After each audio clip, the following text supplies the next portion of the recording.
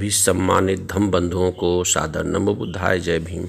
साथियों, आज की इस वीडियो में तथागत भगवान बुद्ध के जीवन के मार्ग में सम्यक मार्ग का अनुसरण करने के लिए व्यक्ति को कैसे आदेशित करते हैं।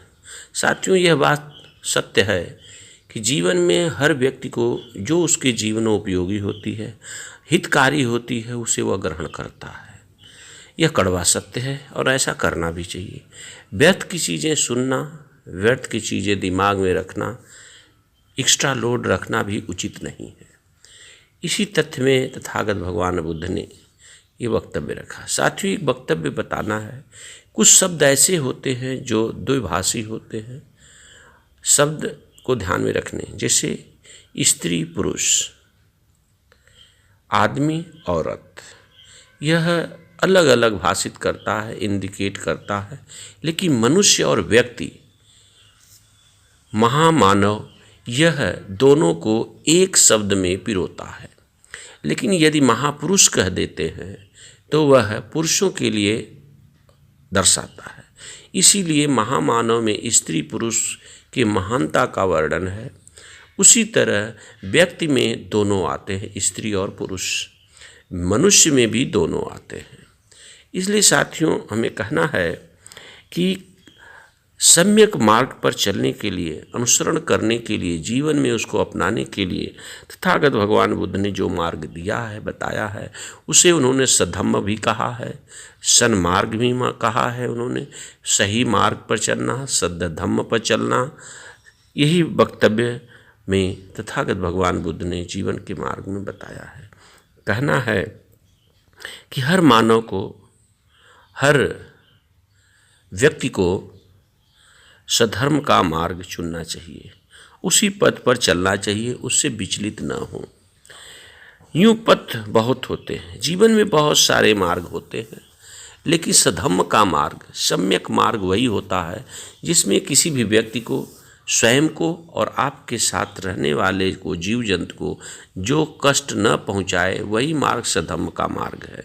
जिसमें न ऊंच नीच हो, न छोटा बड़ा हो, न तेरा मेरा हो, न अपना पराया हो, किसी तरह का उसमें विषमता न हो, वही मार्ग सधम्म का मार्ग कहलाता है। ऐसे ऊंच नीच वाले भेदभाव के मार्ग चलना व्यक्ति को कहीं न कहीं कष्टदायक होता है। सन्मार्ग पर थोड़े से ही लोगों को सुखी बनाने के लिए नहीं है। कहने वाला सन्मार्ग जो होता है, सम्यक मार्ग, बहुत बड़े विशाल स्तर पर सबको सुख का मार्ग देता है। लेकिन जो विषमता का मार्ग होता है, वह बहुत कम लोगों को सुख प्रदान करता है। यही बात, बहुत अंतर है सन्मार्ग और विषम मार्ग में। यदि यह मार्ग कल्याणकारी होना चाहिए, जो सधम्म का मार्ग हो, सभी लोगों के कल्याणकारी हो, और यह भी मध्यम में कल्याणकारी होना चाहिए और अंत में भी कल्याणकारी होना चाहिए। मतलब शुरुआत में, आदि में भी कल्याणकारी हो, मध्य में भी कल्याणकारी हो और अंतिम समय में भी कल्याणकारी हो। ऐसा कल्याणकारी मार्ग न हो कि आज न हो तो कल कल्याणकारी हो, परसों अगले कल्याणकारी हो। मतलब कि आपका कल्याण सर्वदा हो, हर समय कल्याणकारी हो, वही सद्धम्म मार्ग कहलाता है। सन्मार्ग पर चलने का मतलब है कि बौद्ध जीवन मार्ग पर चलना, अपनी बुद्धि विवेक पर सधम्म का मार्ग चलना। सर्वश्रेष्ठ मार्ग जो है वह आदर्श अष्टांगिक मार्ग है। सर्वश्रेष्ठ सत्य है जो वह चार जो आदर्श सत्य है। सर्वश्रेष्ठ धम्म ही विराग है। सर्वश्रेष्ठ जो मानव है, व्यक्ति है, वह चतुष्मान अर्थात बुद्धत्व प्राप्त, बोधिसत्व प्राप्त बुद्ध का मार्ग बुद्ध है। यही एक मार्ग है जहाँ प्रज्ञा की विशुद्धि का दूसरा मार्ग भी नहीं है। इसलिए इसी मार्ग पर चलना चाहिए, जिसे सन्मार्ग कहते हैं। यदि आप इस मार्ग पर चलोगे तो आप दुख का अंत कर सकोगे। मैंने दुख रूपी शल्य की सम्यक जानकारी प्राप्त करने के अनंतर इस मार्ग का उपदेश दिया है। यह तथागत भगवान बुद्ध का यहाँ शल्य का मतलब होता है किसी भी तरह की पीड़ा हो, किसी तरह का कोई भी चीज़ आपके शरीर और मन मस्तिष्क में प्रवेश कर गया हो जो कष्ट दे, उसे निकाल करके ही हमने जो मार्ग दिया है उसी मार्ग से यह निकल सकता है। प्रयास तो तुम्हें स्वयं करना होगा।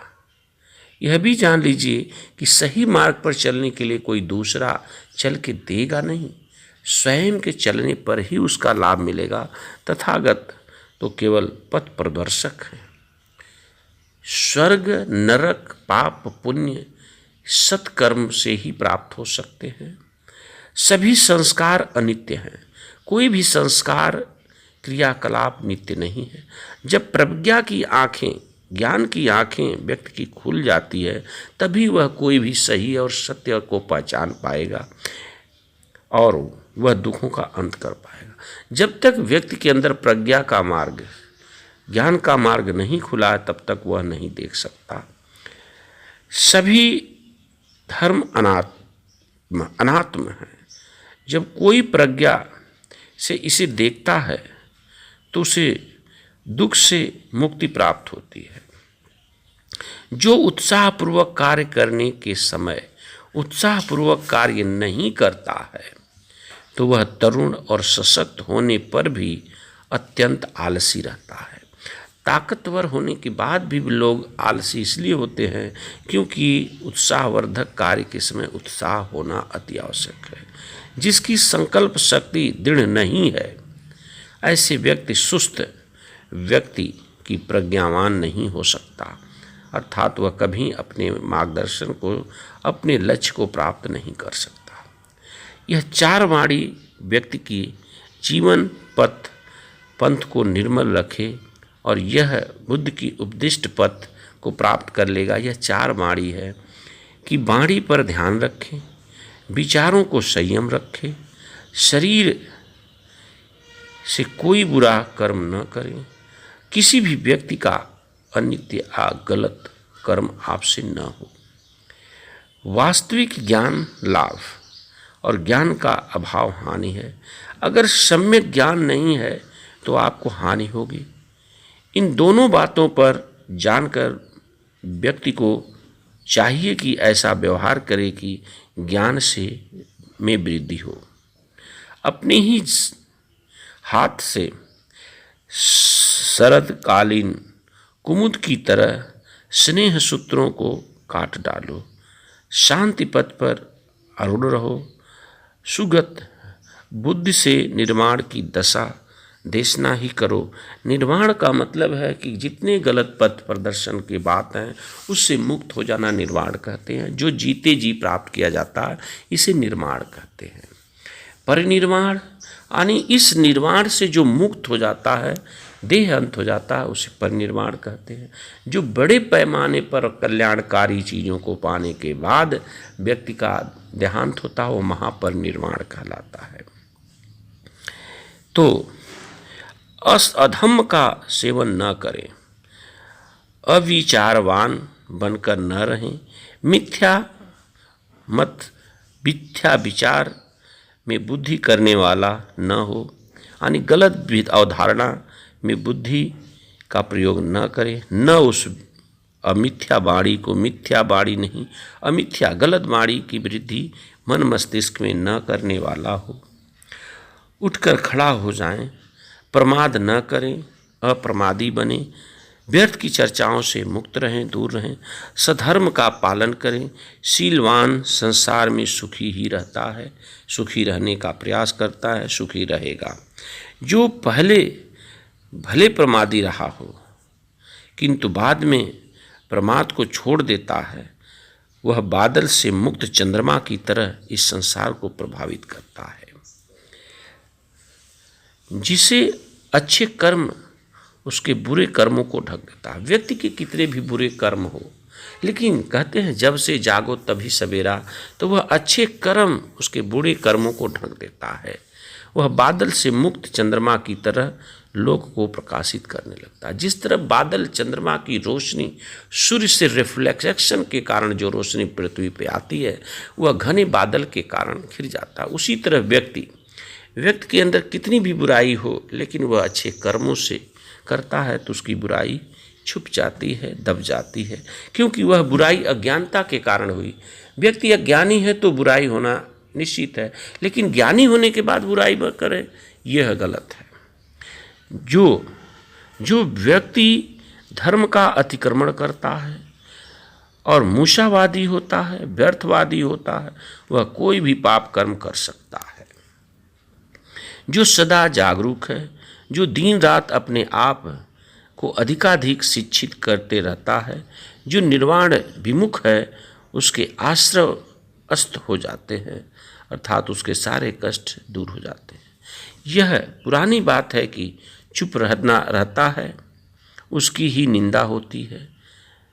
जो चुप रहता है उसकी निंदा होती है, जो अधिक बोलता है उसकी भी निंदा होती है, जो कम बोलता है उसकी भी निंदा होती है। यह पृथ्वी पर कोई ऐसा नहीं जिसकी कोई न कोई निंदा न करता हो। अर्थात इस पृथ्वी पर बोलने वाले, कहने वाले प्रकृति में दो तरह के लोग होते हैं। सिक्के के दो पहलू होते हैं। इसलिए जो व्यक्ति आज आप किसी का फायदा दे रहे हैं तो वही गलत व्यक्ति का नुकसान होता है।